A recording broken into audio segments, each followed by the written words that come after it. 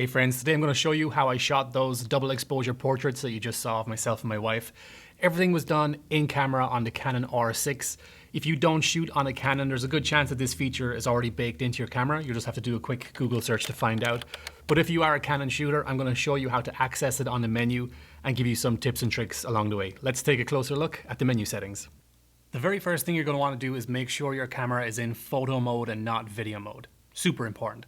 So once your camera is in photo mode, go to the menu settings, and that's going to open this first menu, this red menu. It's actually burgundy. Let's call it what it is. This color is definitely burgundy, right? I want to be on you. So here in the burgundy menu, you're going to scroll across to page number 5, and on that list, you're going to see multiple exposure. Click on multiple exposure, and by default, it is disabled. Thank God, because what a shit show if this was just on all the time.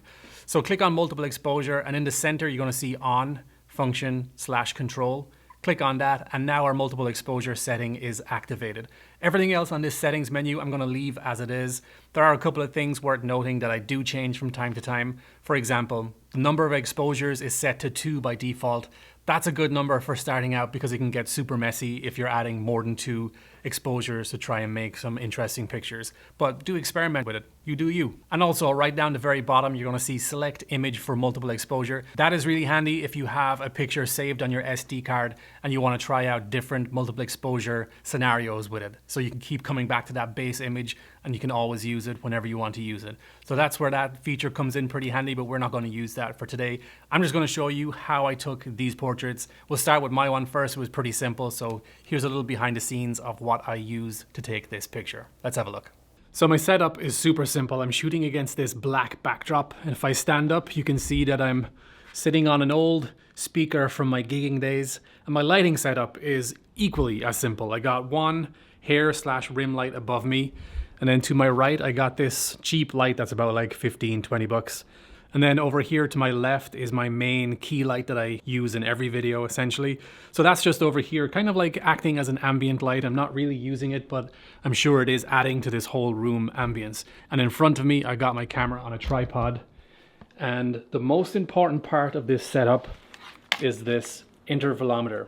Because if you're doing this by yourself, the Canon Connect app, which I would normally use for self-portraits, is not compatible when shooting double exposure on Canon cameras. So that's where this boy comes in clutch. So what I was doing was getting in position, putting my camera on a 2-second timer, then I would click take picture, give me 2 seconds, that would take the shot, and then I would recompose my next exposure for the second shot. Here's a little pro tip. Make sure you underexpose both of your shots so that when they are layered on top of each other, the highlighted areas of both pictures won't be blown out. They'll actually create a more even and balanced exposure.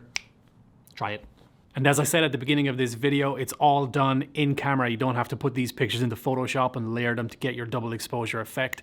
It's all done under the hood, instantaneous. So that's just another reason to love this little built-in feature. So that is how I took my double exposure portrait shots.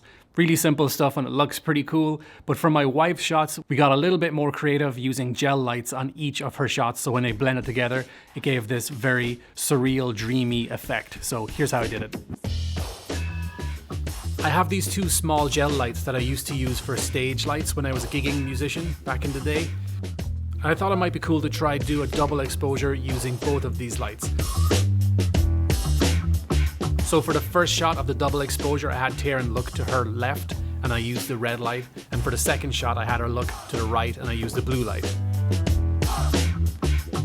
So I'm essentially using the same lighting setup as the previous shot, except this time I got rid of the hair/rim light because I want these gel lights to really shine, pun intended. And then in camera, we're presented with this cool double exposure shot. The only editing that I've applied to these pictures is all done in Final Cut Pro. For my pictures, I just desaturated them and made them look black and white and added some grain. For Taryn's pictures, I made them softer and also added grain to try and make them look like they were taken on film.